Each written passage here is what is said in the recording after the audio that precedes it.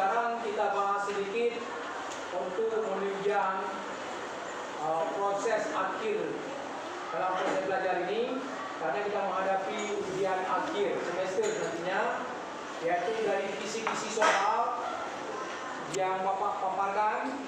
Nanti kita bisa adanya jawaban-jawaban. Masih ada kesempatan 2 kali lagi pertemuan ataupun 2 pekan lagi ke depan kalian belajar untuk menghadapi ujian semester. Ujian semester di awal bulan Mei nanti, bulan apa?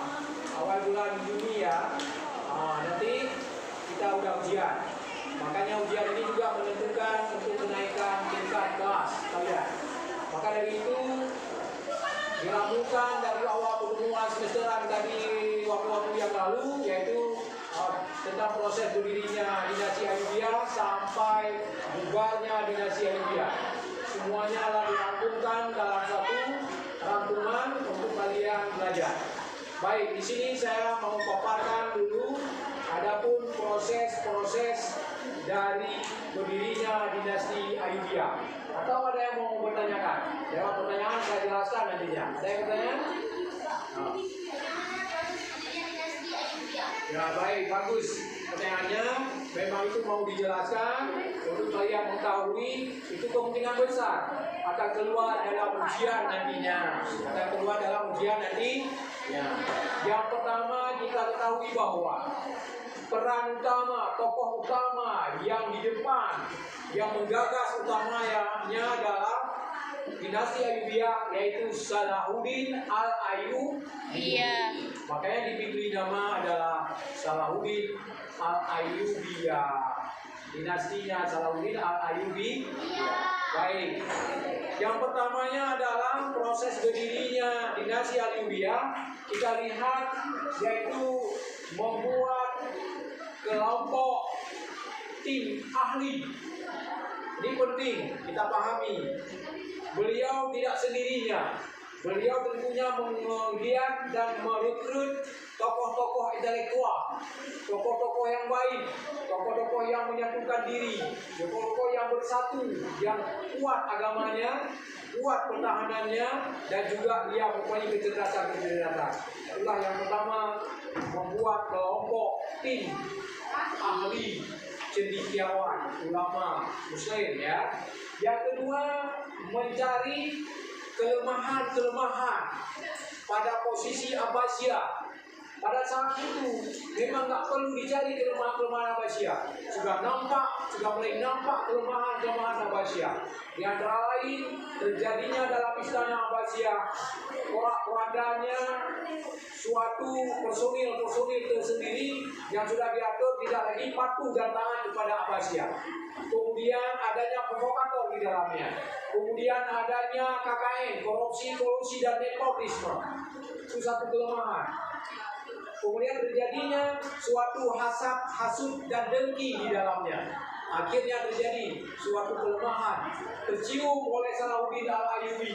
Akhirnya diberitahukan kepada seluruh rakyat supaya itu adalah diwaspadai, bukan suatu fitnah, tapi realita dan fakta nyata yang terjadi pada Abbasiyah pada waktu itu. Nah, momen ini diambil oleh Al-Ayyubiyah untuk dibuatkan gerakan-gerakan bagaimana mempersatukan umat untuk didirikannya dinasti Ayyubiyah.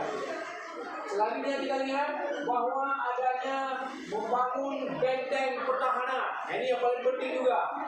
Dalam sejarah Al-Ayyubiyah dan dinasti Ayyubiyah, beliau lebih dahulu membangun kekuatan benteng, kekuatan temboknya dan wilayahnya, dan membangun yang paling penting adalah orangnya, tentara-tentaranya, dilatih tentara-tentaranya yang kuat, yang mengikut Salahuddin Al-Ayyubi, dan mereka membuat pelatihan-pelatihan dan mereka mempersatukan tentara-tentara untuk apabila persiapan terjadinya peperangan mereka sudah siap.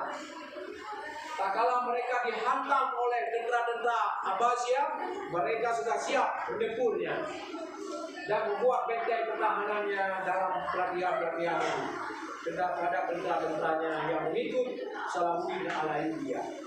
Baik, selanjutnya adalah melihat suatu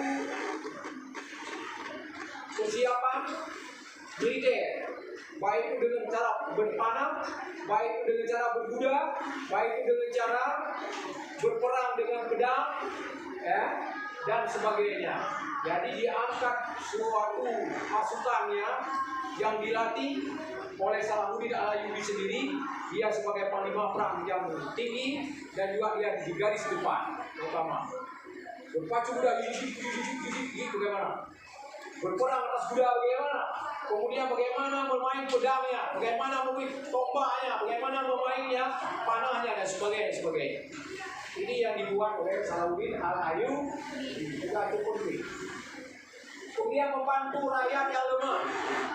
Ini juga penting kita untuk mensahuti persatuannya rakyat. Makanya perlunya adanya wa'tasimu bihablillah jami'an wa la tafarraqu, yaitu dipersatukannya umat, pengikut-pengikutnya supaya mendukung penuh kita perjuangannya. Bagaimana caranya? Yang lemah-lemah diberikannya suatu kemajuan, suatu spirit, suatu ilmu, suatu pendapatan, dan juga memberinya pemberdayaan ekonomi. Akhirnya mereka bangkit dalam kehidupan sosial ekonominya, pertahanan fisiknya, dan sebagainya. Baik, selanjutnya juga mengirim pasukan ataupun tim ke bahagian Istana Abbasiyah sebagai intelijen, mengirim tim melihat kelemahan-kelemahan di dalam Istana Abbasiyah. Apa yang dikirim? Yang tahu bagaimana gerak-gerik, sikap, tingkah laku, perangai, dan kelemahan-kelemahannya yang ada di Istana Abbasiyah. Akhirnya diungkapkan, akhirnya dia mempunyai suatu kelemahan dan mempunyai rahasia-rahasia yang di Abbasiyah. Yang ketemu kelemahannya dan langsung diambil sikap oleh Salahuddin Al-Ayyubi. Oke, paham? Paham tuh? Paham. Selanjutnya ada juga terjadi tim ahli yang direkrut dan dipanggil kembali, baik itu para ulama dan perannya maupun juga tim ahli dan perannya, semua diberi hak dan wewenang kepada para ahli itu. Akhirnya mereka semangat, mereka betul-betul ingin memperjuangkan agamanya, dan agama Islam terutama yang benar dan betul diperjuangkan, dipertahankan secara berkelanjutan. Karena Abbasiyahnya sudah lemah, banyak orang-orang yang mendustai Abbasiyah. Akhirnya juga Salahuddin tidak enggan menyatakan diri. Salah satu juga ada silsilahnya, keturunan daripada Bani Hashim. Akhirnya mereka juga ambil alih dan berperang untuk mengambil tahta Abbasiyah menjadi dinasti Ayyubi. Itu cerita singkat bagaimana proses berdirinya dinasti Abbasiyah.